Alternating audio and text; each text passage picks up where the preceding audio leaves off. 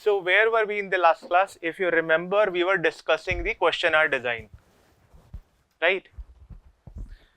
So there were few important things that we still did not discuss in the questionnaire design that we are going to discuss right away. So let's start with basic questions like, if you have to ask for the income, what is the question you will, let's say you want to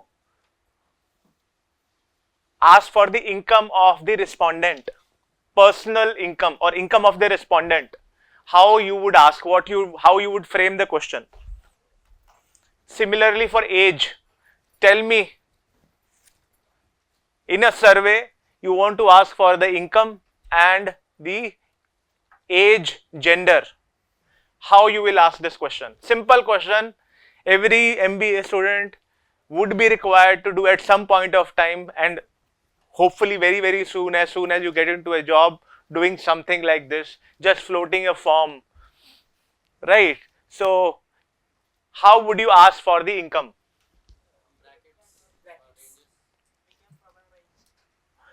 Okay, let's say it is the survey about the skincare cream for women, right? You want to ask the income, you want to ask the age, sorry,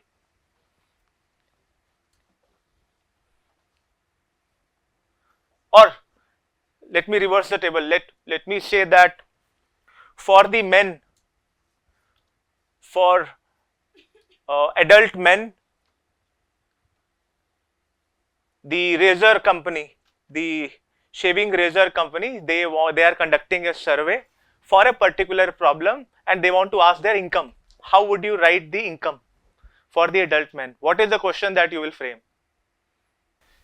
Let's say adult working men, right? Let us not talk about students. Let's remove the students. Adult working men, we want to ask their income. How should I ask? Sorry? No, that is there. That's part. Just focus on this question. Income, how you will ask.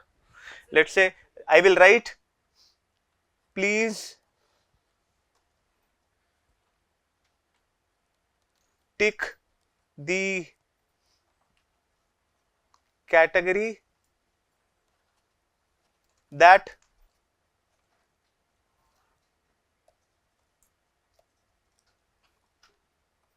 in which your income falls, right? One way is I gave the categories. The other way is I can directly ask income.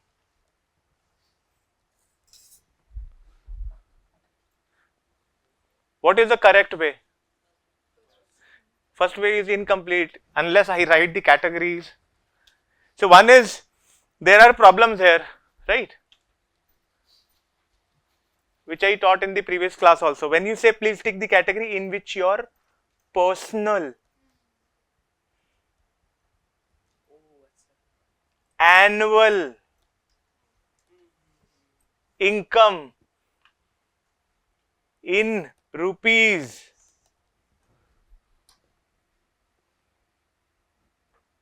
So there were so many problems.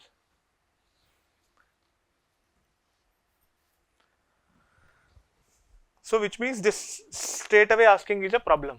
Now how we will make the categories?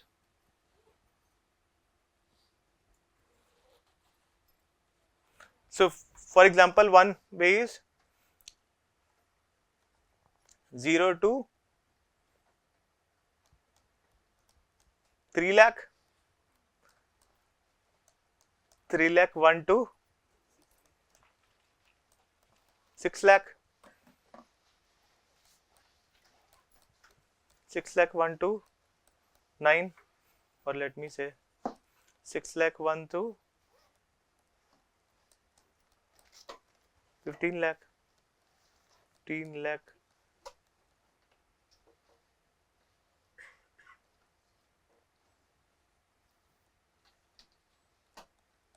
15 15 lakh 1 to 25 lakh 25, let me say here,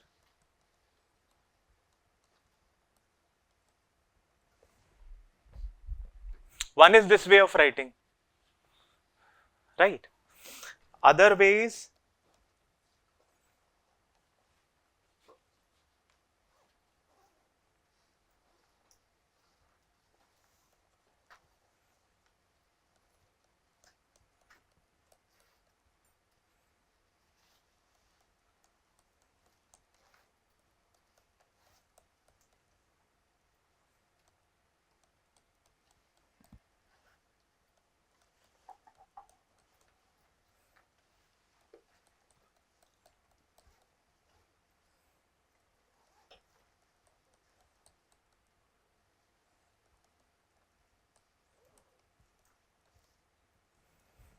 this is one way, another way of writing. There is third way.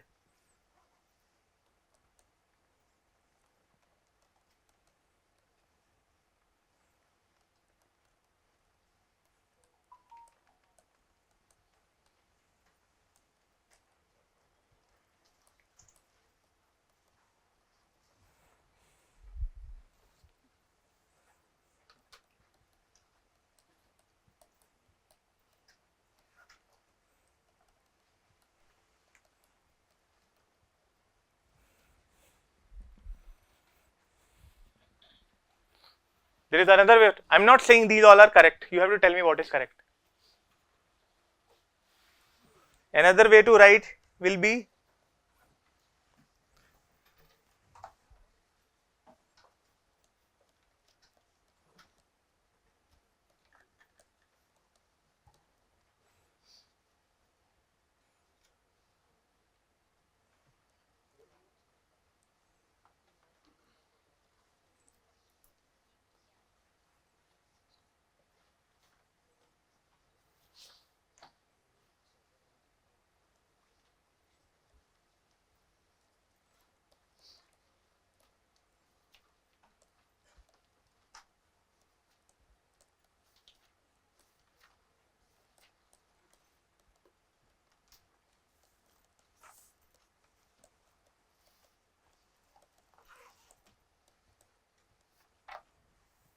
and so on. What is the way you would want to use?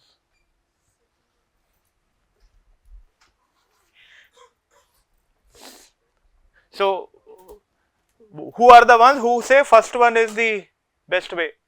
Raise your hands, please. 1, 2, no, 1 only. Okay. How many they say the second is the best way? This one. Please raise your hands. 1, 2, 3, 4, 5, 6, 7, 8, 9, 10. So let's say 18 around. How many say the third one is the best way? 1, 2, 3, 4, 5, 6, 7. How many say last one? Less than 3, above 3 but less than 6, above 6 but less than 9? 0. So let's see the problems with each one of them. Now this one 0 to 3 lakh, 3 lakh 1 to 6 lakh, 6 lakh 1 to 15, 15 to 25. The intervals between in each category, they are not equal. When the intervals are not equal, there is a problem. What is the problem? We cannot code them while data entry as 1, 2, 3, 4, 5 because this difference, we cannot say one is more than other by 1 unit. Data entry coding, which is coding of the answers, becomes a problem because these intervals, they are not constant. There is 3 lakh difference here, 3 lakh difference here, but here the difference is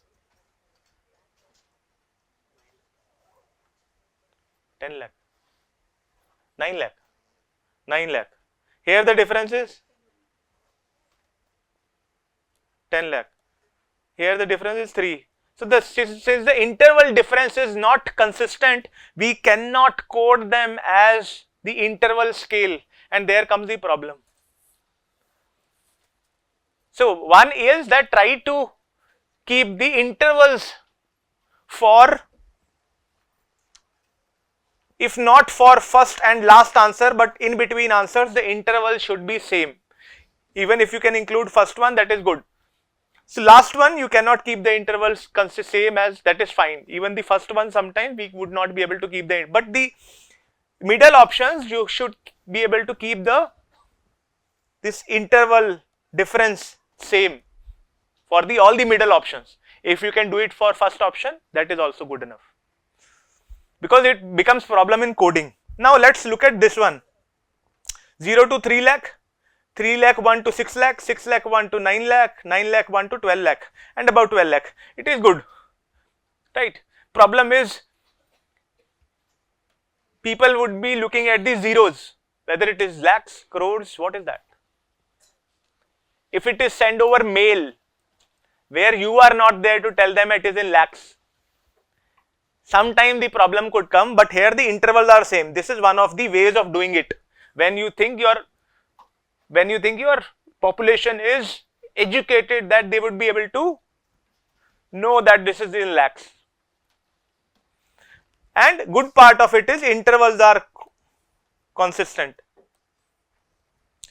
Now if you look at this one, less than 3 lakhs, between 3 to 6, between 6 to 9. Now sometimes, now somebody who has an income of 3 lakhs or 6 lakhs or 9 lakh, they could sometime mark here or there. Generally people should mark on the, generally people would say my income is higher, why should I mark on the lower category? But you don't know. So there also comes the problem. And if you look at the last one, less than 3 lakhs, above 3 lakhs but less than 6 lakhs, above 6 lakhs but less than 9 lakhs. This is, intervals are also same, language is also correct, very clear, right? This is one of the best ways of doing it, provided your population would be able to, the sample drawn from the population should be able to understand, should be able to make sense of above 3 lakhs but less than 6 lakhs. Because it becomes little complex to read. The options, if they are, yeah. Sir, here whose income is 6 lakhs exactly, he has not any point to pick. Equal and above 6 lakhs but less than 9 lakhs, yeah.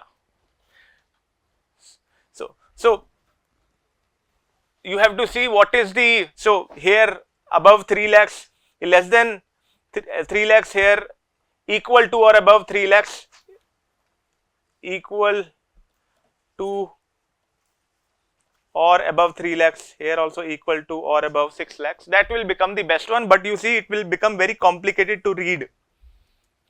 So that is one problem.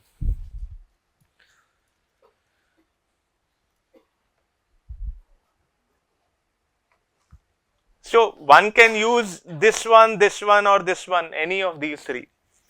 Now if you look at these answer categories, there are two characteristics. One is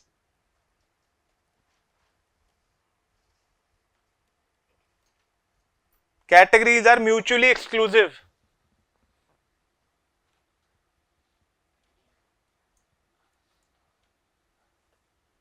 Which means they don't overlap. We have to keep the categories in such a way that there is no overlap. One person, there is no overlap, which means there is no confusion. A respondent can fall into any one of the categories, but not more than one. That is mutually exclusive. So when you make the questionnaire, your answer should be mutually exclusive and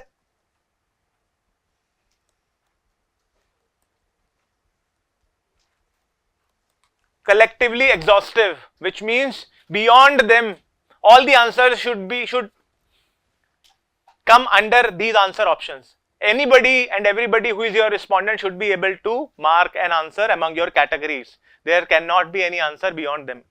That is called collectively exhaustive.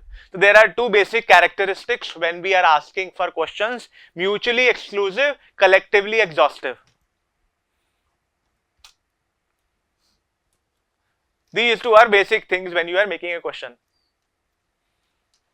In addition to whatever we have done in the previous class, remember that intervals in income you should keep same in between all the answer options, and if possible for the first option as well. Write in the simple way that your respondents would be able to understand, and mutually exclusive, collectively exhaustive.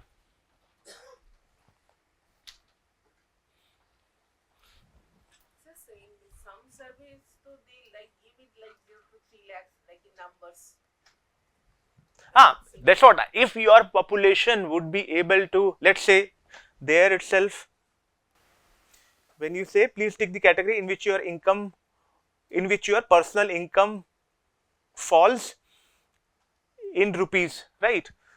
You may also write in bracket the numbers below are in lakhs, so that zeros, if you are giving this particular one, if you think reading zeros will be a problem, you can say the numbers below, sorry, or the that could also create a problem, but then they would feel that it is 0 to 3 lakhs. So see, if your population is educated, you know, they would be able to figure out, then use this one, because there is exactly no overlap. Even the end point of the categories, there is no overlap. But generally you will see something like this more times, which at the end points there, you know, people generally would take on the higher side, between 3 to 6. Somebody who is at 6, they would not know whether they will mark in the second or third. So there's little ambiguity is there. There we would have to then, if we give the this way of answering, we will have to then accept those ambiguities. Otherwise, this is the best ways, and this one also, although the individual options are difficult to, they're lengthy and difficult to read, if you can make it easy. But the characteristics that you have to keep in mind is mutually exclusive, collectively exhaustive. Now let's do for age. Now age, let's say skincare cream for adult women. That company is doing a survey. Can you write a question for age and tell me like this? Adult woman. These are basic questions. If you don't write them correctly, then there is no future. The difference should be uniform throughout every category. But let's say in our India, the IT slabs, income tax slabs, whatever we have, those are not uniform. Yeah. But they have categorized that way because there is some significance to it. So why can't we follow the same thing in our survey, something like that? Yes, many surveys would do that. They would follow that income categories. But the problem then becomes you cannot code them as 1, 2, 3, 4, 5.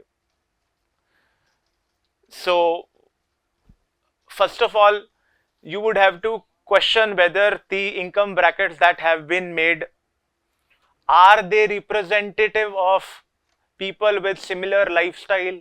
Because your focus in marketing is about lifestyle, attitude, the way they live, they spend their time, they spend their money.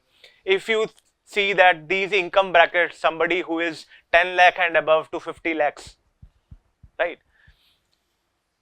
Do they have similar lifestyle? Do they spend their time and money at similar kind of places? Generally, when you have such broad income categories, you know, they may not be a correct, you know, representative of their lifestyle. So you better is to break it.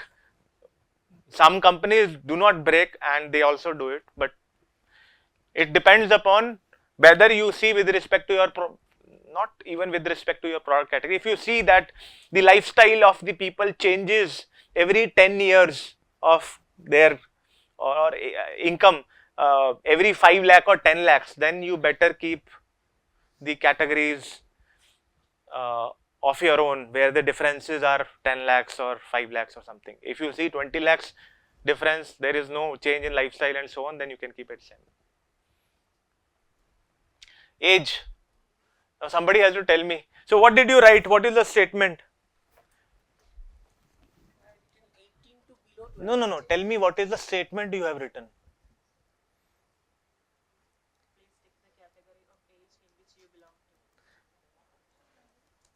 Please tick the category of age in which you belong. That is one way of writing, right? Please tick the category of age in which you belong. In which units? In which units? In years, right? Now somebody who is 26.5, whether they will write 27 or 26. Let's say in completed years or years and months, whatever you see is appropriate. So you have to be very, very specific. There is no room for ambiguity. Your, or you can say your personal age. Generally, age nobody would actually, But if you see, there would be people you can write your age, your own age in completed years as on today. As on today. You can even write today's date, whatever. Then, Institutions use this as on today or as on this date. yeah, as on today you can write, because some may say, okay, end of the year, shall I, or whatever. Then you write the age categories. So what is the first one? Adult woman.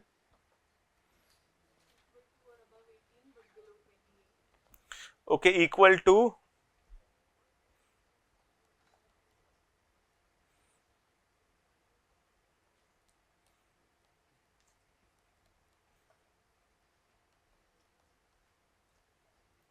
but below 28.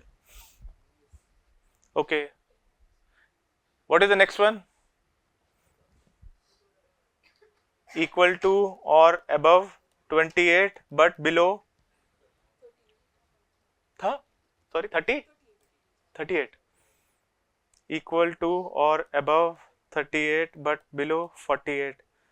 Equal to or above 48 but below 58.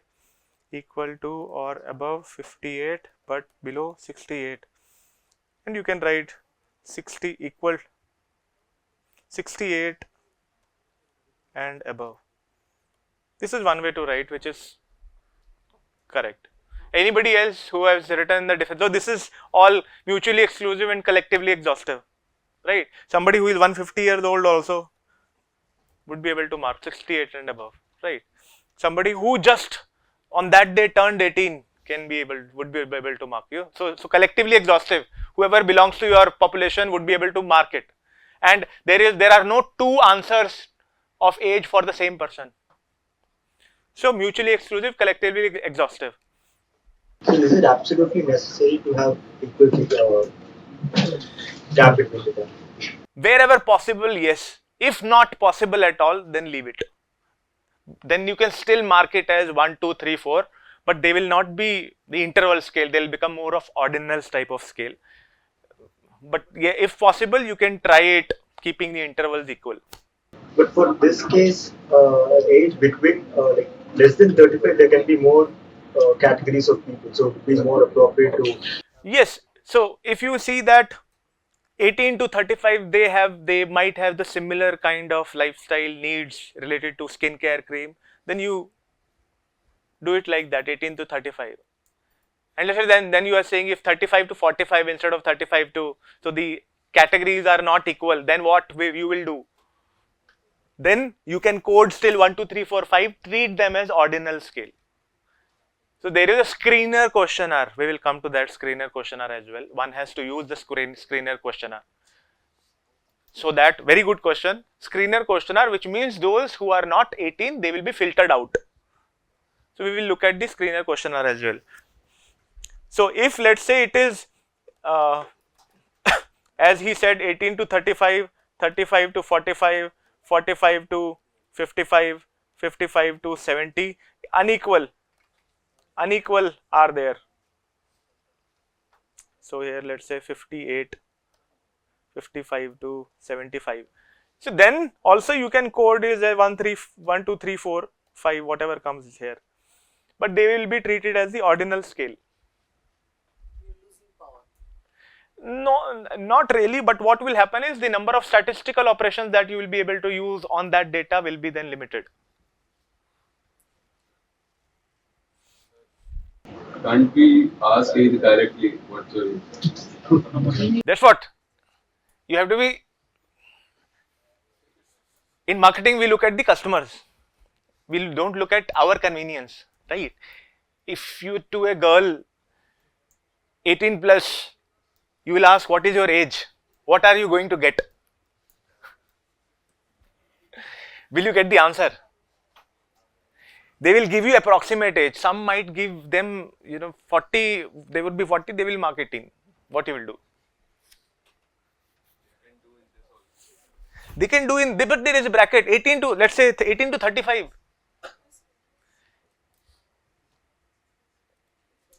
So you cannot predict whether 35, 18. You cannot make a judgment. They are safe if they mark in the correct category. Likewise, income for men. It can be between 15 to 50 lakhs. Let's say 15 to 25. It can be 25, it can be 15. I don't tell you, I mark the category. So that is one way to make people safe when they answer. If you are making people unsafe, they will not answer the right option. So one of the ways, first of all, you yourself have to appear non-judgmental. If you are looking like a judgmental person, then the answers might be a problem. So that is what in field training, the staff that collect data, if let's say face to face, that kind of field training is required. Whereas in email survey, such trainings are, you require trainings in making the survey and floating it around, but not the face to face.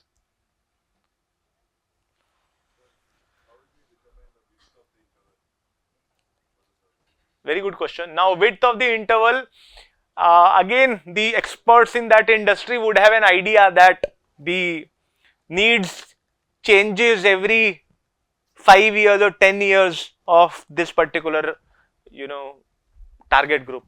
So then accordingly you would have to.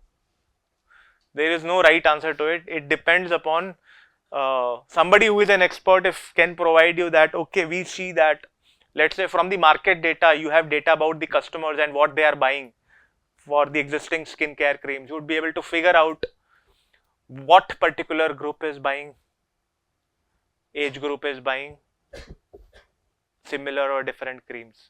It is possible that age might not be a differentiator. That is also possible. So another one is screener questionnaire. This I took from Professor Michael Hyman's slides because very interesting screener questionnaires were given.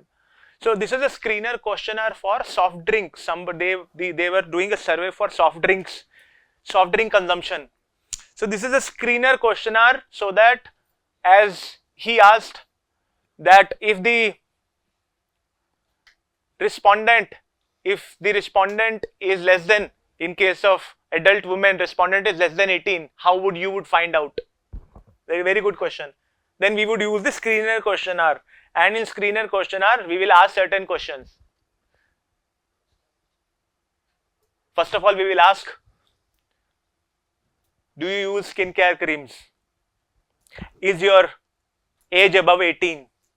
Have you participated in similar type of surveys before? We don't want such people, because people who have participated in some surveys, they might, you don't want people who have good amount of idea how to fill up these surveys and who can make their inferences about what is required to be filled in this survey.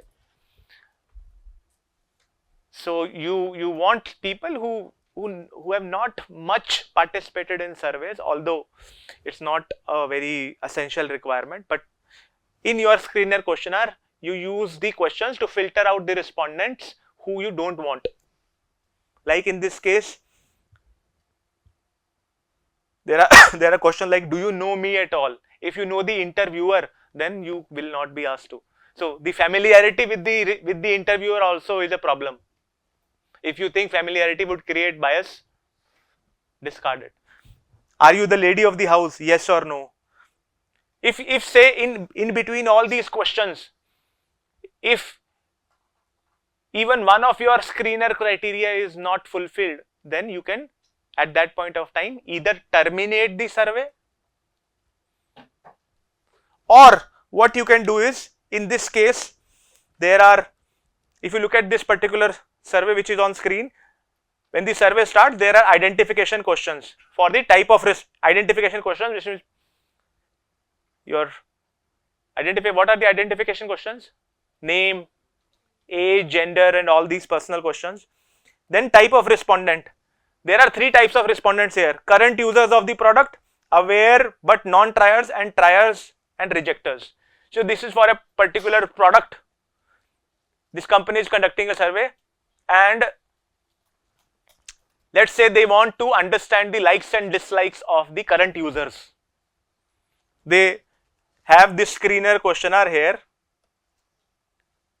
to find out the type of respondent. They want to know for the current users what are the likes and dislikes. So there would be some respondents who are aware but never tried. You cannot have them as giving answers to the survey for brand likes and dislikes of current users. But you can actually give them a different questionnaire about why they did not try, so that you know why some people in the target group are not trying. Whereas for triers and rejecters, those who have tried and rejected, again you cannot give the same questionnaire about likes and dislikes of the current users, because they are not the current users. For them, you might use a different questionnaire about what they did not like, why did they rejected. So there will be some questionnaire difference between these 3 surveys. So screener questionnaire help you screen out, either filter out the respondent that you don't want, or you make multiple surveys. Like in this case, a company wanted to understand a product company wanted to understand the likes and dislikes of the current users. So for the current users, they would have this survey. But what about, let's say, who know the brand but have never tried? If you want the responses from them so that you can win them, you can give us different survey about why they did not try. Whereas for the others who have tried but rejected, you can give a different survey about finding out why they rejected, because that is also important to you.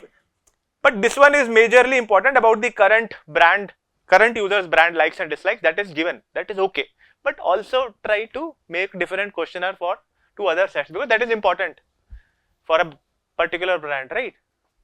So screener questionnaires are also used. Yeah, so this is one of the ways of asking questions. If you see the first question, the question is there, and then answer options, and with answer options 1, 2, 3, these are for you to write to enter the data. You will enter the data with these codes 1, 2, 3, 4, 5, 6, which represents a particular ascending or descending order. Generally, you will keep as ascending order as some extent of that particular characteristic increases. So in this survey, it is your wish whether you want to mention these codes or you don't want to mention. Generally, they mention. So you can mention it like this. So in this question, they haven't said that in a day, in a week, or in a month.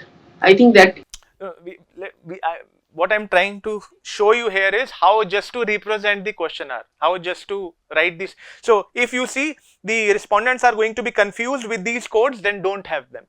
But have them definitely in the Likert scale, strongly agree, disagree. Strongly agree 5, let's say, and strongly disagree 5. Even there also, if you want to not have them, you need not have them. But in your copy, which you will use for your reference, have the codes also there, so that you remember what code to enter. Data entry otherwise will become a problem. Instructions is the once you are floating a survey, the first page should have the information about who is the agency who is conducting this survey and what is this survey about, and how much time it will take of the respondent, and the responses will be kept anonymous and only with the team. Nobody will be identified ever through this survey, and their voluntary consent to fill the survey. Once you get all that, then you move next. So then instructions are there. If you have some instructions, you can add the instructions like this. But in the first page, the introduction, the cover letter, if it is there, put the cover letter saying who is the agency you represent, or either you are an independent researcher not representing any company or not belonging to any consultancy agency, not sponsored by any company. What is your purpose of doing research? Why you are asking a particular type of respondent? Then take their consent, tell them anonymous, tell them there are no right and wrong answers and so on. And then you can take the consent and then move to the instructions if there are instructions, otherwise directly you can start the question. Now this was all about the questionnaire.